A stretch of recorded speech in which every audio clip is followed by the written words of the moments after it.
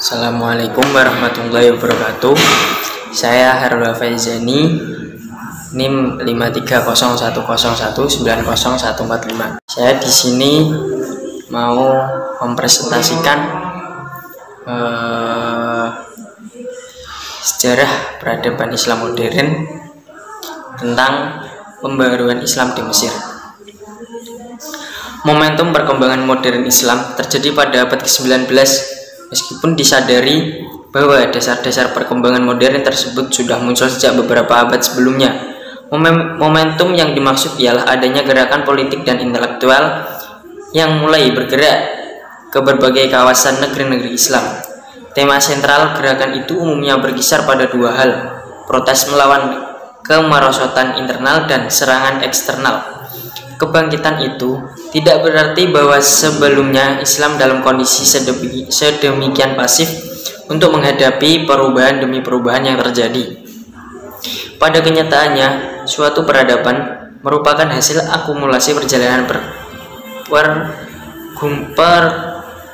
pergumulan pemeluk agama yang berdimensi historis dengan ajaran wahyu yang bernilai normatif. Proses dialektis antara keduanya berjalan dari waktu ke waktu dengan diwarnai oleh tingkat dinamika yang bervariasi. Ada kalanya berjalan cepat dan menghasilkan perubahan besar, tetapi terkadang juga berjalan lambat dan membawa perubahan tidak berarti. Di antara faktor terpenting yang menentukan arus perubahan itu adalah sejauh mana gerakan pembaharuan dapat terimplementasi secara real dalam kehidupan sehingga mampu membentuk sebuah peradaban baru. Dengan demikian, perubahan memiliki kekuasaan yang sangat besar dalam menciptakan kondisi masyarakat agar sesuai dengan perkembangan modernisasi. Dengan demikian, dengan tidak meninggalkan ide-ide dasar ajaran yang bersifat normatif, melalui pemikiran cerdas itulah tokoh-tokoh pembaharu mulai melakukan aplikasi pemikirannya ke dalam proses kehidupan. Begitu pula kondisi keberagaman dan sosial umat Islam yang terjadi di Mesir pada kurun waktu sebelum abad ke-19. Terjadi kelemahan-kelemahan di berbagai sektor kehidupan akibat adanya ekspansi Eropa, sehingga kondisi yang demikian memunculkan tokoh-tokoh muslim untuk melakukan pergeseran pemikiran sehingga mampu merubah kondisi kehidupan umat Islam. Kata pembaruan dalam bahasa Arab dikenal dengan istilah tajdid, memiliki makna antara lain proses, era, perbuatan membaharui. Secara sederhana, gerakan pembaharuan dalam Islam atau sering diistilahkan dengan tajdid dapat diartikan sebagai upaya baik secara individual maupun kelompok pada kurun waktu tertentu untuk mengadakan perubahan dari persepsi dan praktek keislaman yang telah mapan kepada bentuk pemahaman dan pengamalan baru.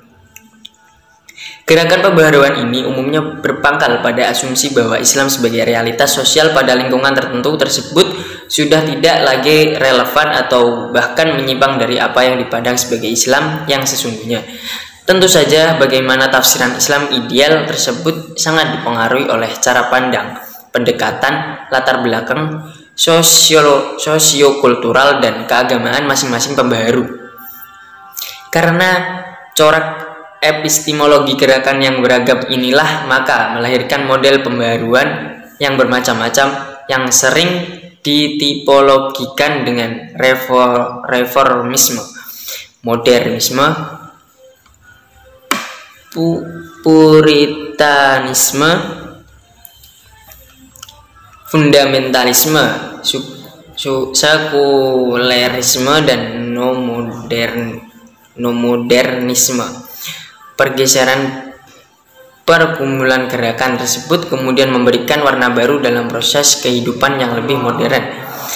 Menurut Harun Nasution, pembaharuan merupakan arti dari at-tajdid dalam bahasa Arab sebagai perkembangan modernisme yang terjadi di dunia barat akibat perkembangan baru yang ditimbulkan oleh kemajuan ilmu pengetahuan dan teknologi modern, sehingga pembaharuan dapat dilihat dari kata modernisme.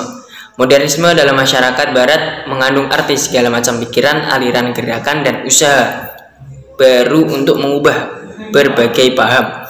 adat istiadat, institusi lama dan sebagainya untuk disesuaikan dengan suasana baru dan yang ditimbulkan oleh kemajuan ilmu pengetahuan dan teknologi modern. Pembaruan dalam bentuk modernisasi dilakukan dengan mengadopsi peradaban barat karena modernitasnya menjadi pola ukuran kemajuan pada saat itu.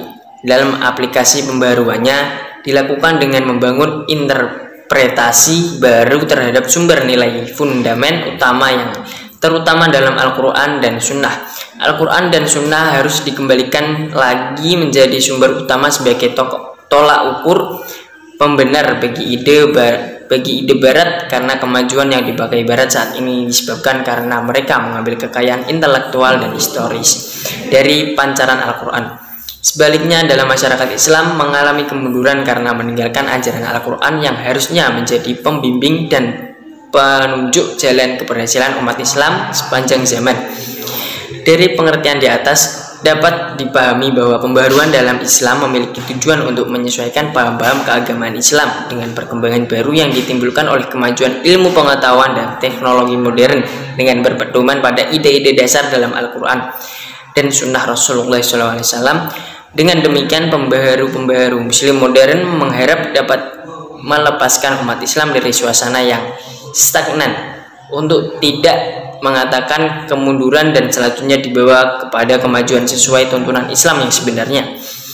Pemahaman ini menunjukkan bahwa sesuatu yang akan mengalami proses tajdid adalah sesuatu yang memang telah memiliki wujud dan dasar yang real dan jelas. Tajdid di sini tentu bukanlah mengganti atau mengubah agama, akan tetapi maksudnya adalah mengembalikannya seperti sedia kala dan memurnikannya dari berbagai kebatilan yang menempel padanya disebabkan hawa nafsu manusia sepanjang zaman, memberikan jawaban terhadap masalah-masalah yang timbul di era kontemporer sesuai dengan syariat Allah. Latar belakang sejarah Mesir secara historis dapat kita lihat ketika Mesir berada pada kekuasaan Romawi di timur dengan Bizantium sebagai ibu kotanya, merupakan awal kebangkitan Mesir di abad permulaan Islam yang berkembang menjadi kota dan negara tujuan setiap orang. Mesir menjadi sangat menarik pada masa kekuasaan Romawi tersebut karena ia mempunyai potensi yang secara tradisional telah berakar di Mesir. Mesir menjadi salah satu pusat peradaban Islam dan pernah dikuasai dinasti-dinasti kecil pada zaman Bani Abbas seperti Fatimah sampai tahun 567 Hijriah yang mendirikan Al-Azhar, dinasti Ayyubiyah yang terkenal dengan perang salib dan perjanjian Ramallah mengenai Palestina, dinasti Mamluk sampai ditaklukkan oleh Napoleon dan Turki Utsmani. Pada 2 Juni 1798 Napoleon Bonaparte melakukan pendaratan di Alexandria sebagai tanda dimulainya ekspedisi Prancis di Mesir. Ekspedisi yang merupakan rencana lama pemerintahan Louis XVII tentang penyerbuan ke Mesir untuk menghubungkan Laut Merah dan Laut Tengah sehingga bisa memperluas kemenangan mereka ke arah barat. Ekspedisi Prancis tersebut berlangsung selama 3 tahun dan berakhir pada tanggal 31 Agustus 1901. Ekspedisi Napoleon di Mesir setidaknya menghasilkan 3 ide baru, yaitu satu sistem pemerintahan republik yang di dalamnya kepala negara dipilih untuk waktu tertentu, tunduk kepada undang-undang dasar dan bisa dijatuhkan oleh parlemen. Pada awal abad ke-20 istilah republik muncul, terjemahannya yaitu jumhuriyah yang artinya orang banyak. Yang kedua, ide persamaan, egalit, artinya persamaan kedudukan dan turut sertanya rakyat dalam pemerintahan. Napoleon mendirikan suatu badan terdiri dari ulama-ulama Al-Azhar dan pemuka-pemuka dunia dagang dari Kairo dan daerah-daerah sekitar. Tugas badan ini adalah membuat undang-undang, memelihara ketertiban umum dan menjadi perantara antara penguasa Prancis dan rakyat Mesir. Selain itu juga dibentuk Diwan Al-Ummah yang dalam waktu tertentu mengadakan sidang untuk membicarakan hal-hal yang berkaitan dengan kepentingan nasional. Yang ketiga, ide kebangsaan. Dalam maklumat Napoleon dinyatakan bahwa orang Prancis merupakan satu bangsa, nation, dan bahwa kaum Mamluk adalah orang asing yang datang ke Mesir, yang datang dari Mesir dari Kaukasus, sehingga sekalipun mereka itu orang Islam tetapi berlainan dengan orang Mesir. Ide-ide yang dibawa oleh Napoleon ke Mesir pada waktu itu belum mempunyai pengaruh yang nyata bagi umat Islam Mesir. Walaupun demikian, ternyata ekspedisi Napoleon telah membuka mata umat Islam dan akan kelemahan dan kemunduran mereka. Raja dan pemuka-pemuka Islam mulai berpikir dan mencari jalan untuk mengembangkan balance of power yang telah pincang dan membahayakan Islam. Kontak Islam dengan Barat saat itu berlainan dengan kontak Islam dengan Barat di periode klasik. Pada periode klasik, Islam berada pada masa kejayaannya dan Barat sedang dalam kegelapan. Namun keadaan itu menjadi terbalik. Islam sedang dalam kegelapan dan Barat semakin maju dan Islam yang ingin belajar dari Barat. Dengan demikian, timbulan apa yang disebut pemikiran dan aliran pembaruan atau modernisasi dalam Islam. Pemuka-pemuka Islam mengeluarkan pemikirannya bagaimana cara membuat umat Islam maju kembali seperti pada masa periode klasik. Usaha ke arah itu pun mulai dijalankan di kalangan umat Islam. Pemikiran pembaharuan di Mesir muncul dari tokoh-tokoh pembaharu Muslim, diantaranya yang dipelopori oleh Jamaluddin Al-Afghani dan Muhammad Abduh. Pemikiran-pemikiran pembaharu yang digagas oleh Jamaluddin Al-Afghani dan Muhammad Abduh pada awalnya berangkat dari kondisi masyarakat Islam di Mesir yang mengalami kemunduran karena adanya imperialisme Barat. Namun demikian, ide-ide cerdas dari kedua tokoh tersebut merupakan ekspresi adanya kondisi umat Islam secara makro, sehingga gagasan pemikiran-pemikiran pembaharu tersebut tidak hanya dapat memberikan gambaran kondisi umat Islam di Mesir, tapi menjadi kepentingan umat Islam secara menyeluruh.